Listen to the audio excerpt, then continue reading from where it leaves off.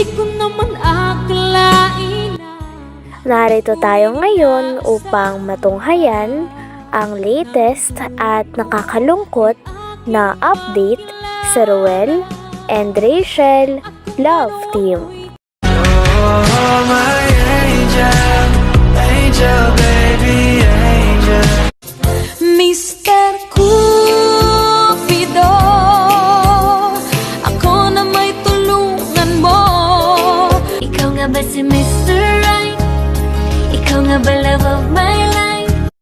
Bakit di na lang tutuhanin ang lahat?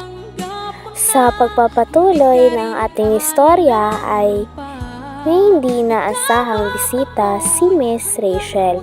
At ito nga si Ate Ritz Vlog.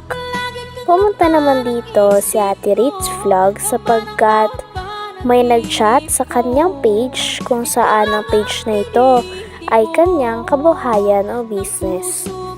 May nag-chat doon at nag-order ng maraming jewelry at ang pangalan ng account na to ay si Miss Rachel.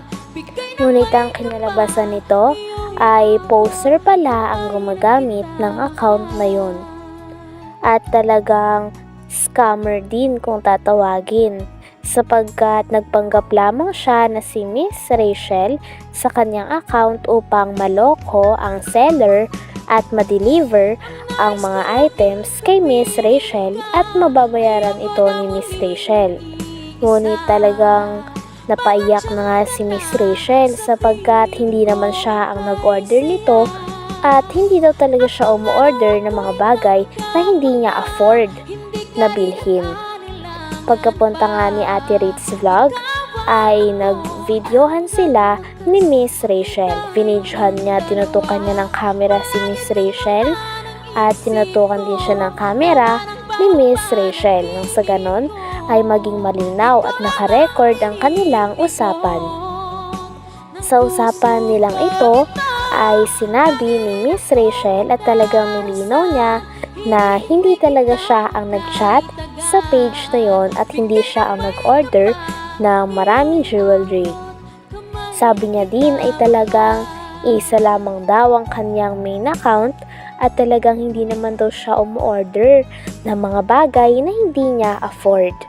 Kaya nga sa sobrang sama ng loob ni Miss Rachel ay talagang naiyak na at hindi napigilan ni Miss Rachel ang kanyang nararamdaman.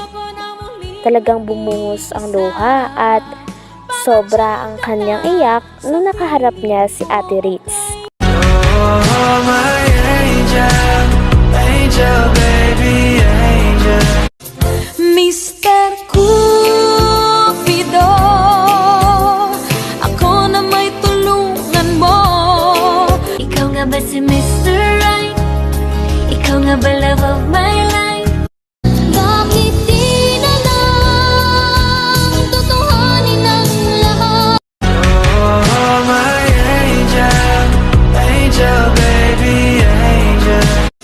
Mr. Cupido, ako na may tulungan mo.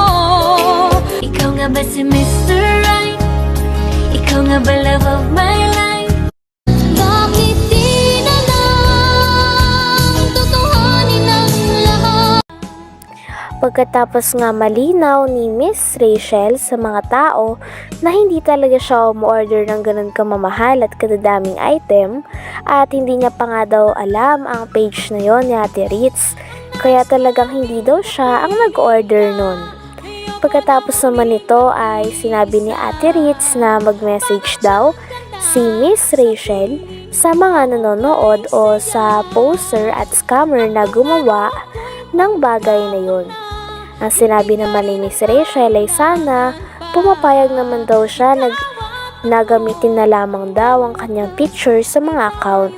Ngunit sana ay wag naman sa masamang bagay kasi hindi naman daw talaga siya nag-order ng ganon at talagang masama na ang gawain na ginawa ng poster at scammer na yon sa kanya, kaya sana hindi na daw maulit. Ninugto nga naman ito ni Ate Ritz Vlogs at sinabing sana nga ay hindi na ito maulit sapagkat kawawa daw ang dalaga na si Miss Rachel. Talagang wala siyang kaalam-alam sa mga nangyayari o may gumagamit na palang fake account niya na nag-o-order sa mga page. Oh, my angel, angel, baby, angel. Mr. Cupido, ako na may tulungan mo. Ikaw nga ba si Mr. Right? Ikaw nga ba love of my life? Bakit di na lang tutuhanin ang lahat? Mabuti nga at nalinaw talaga ito kay Miss Rachel na talagang hindi siya umu-order ng ganon sapagkat kung hindi nalinaw ang mga bagay na to ay talagang magbabayad ng malaking halaga si Miss Rachel. Buti na lamang din ay talagang maintindihin ng seller na si Ate Ritz Vlogs. Pagkatapos nito ay yung mga dala niyang jewelry ay binigay niya na lamang kay Miss Rachel. Pwede daw din itong isuot at i-model ni Miss Rachel nang sa ganon ay magkaroon din siya ng pagkakakita. Oh, my angel, angel, baby, angel. Mr. Cupido, ako na may tulungan mo. Ikaw nga ba si Mr. Right? Ikaw nga ba love of my life? Bakit di na lang tutuhanin ang lahat? Pagkatapos ng kanilang pag-uusap ay nag-hug din si Miss Rachel at ang seller na si Ate Ritz Vlogs. Nakuhanan din ng statement ni Ate Ritz Vlogs ang papa ni Miss Rachel at sinasabi na talagang mahirap talaga ang mga ganyang pang-scam at poser dahil talagang napapahamak ang anak niya na si Miss Rachel. Sana daw ay hindi na maulit sapagkat mali naman ang gawain na yon at talagang kawawang kanyang anak pag nagkataon na wala naman daw talagang ginagawang masama si Miss Rachel. Ay, Rochelle, magandang umaga. Tay, magandang umaga. Ayan, at ito, on cam, kakamerahan niya ako, and then kakamerahan ko din siya. Kasi yung gagawin po naming vlog for today is paglilinaw po. Rochelle, may tanong ako sa iyo. Papaano mo nasabi na hindi ikaw yung nag-PM sa aking Facebook page sa aking online business? Kasi po, pag nag-order po ako sa mga alam ko po talaga yung mga in-order ko. Alam ko pong may madating ngayon. Alam ko pong kung kailan darating yung in-order ko. Kasi hindi naman po ako basta-basta na-order lang kapag nasabi pa nga po kay Papa na ganito, may madating sa gantong oras na in-order ko. Pero yung mga in-order ko po, yung afford ko lang po talaga, hindi po ako yung basta-basta na-order lang. Kaya nagulat po ako nung pagsabi po sa akin ni Tito na may mapunta dito, yung in-order mo daw, matagal na daw yun. Tapos sabi ko, kay Tito, hala Tito, wala akong in-order. Tapos parang naiiyak na ako kasi wala po talaga ako in-order. Iniisip ko po yung bayaran namin dito. Tapos may order na gano'n. Talaga po nagulat ako, di ko nga din po alam yung Facebook page nyo na Ritz Fab. Ngayon po lang po nalaman yun. Sabi ko po kay Tito, Tito, anong pangalan ng page? Kasi hindi ko nga po alam. Tapos sabi ko, ano pong pangalan ng anak?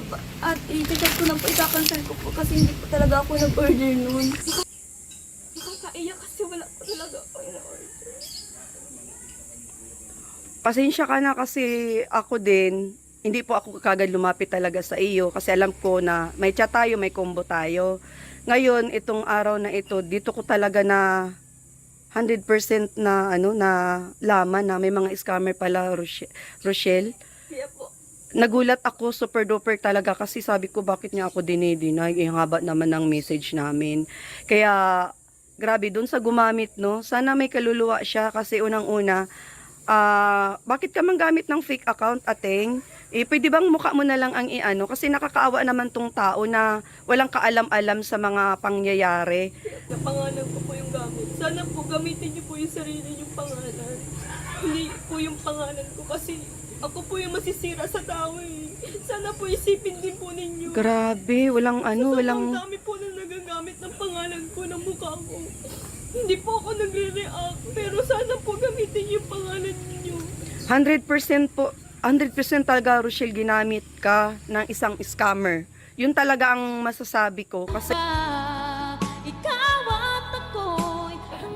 Hanggang dito na lamang muna ang ating latest update sa Roel and Rachel Love Team. Maraming salamat sa inyong panonood. Hanggang sa muli. Bye!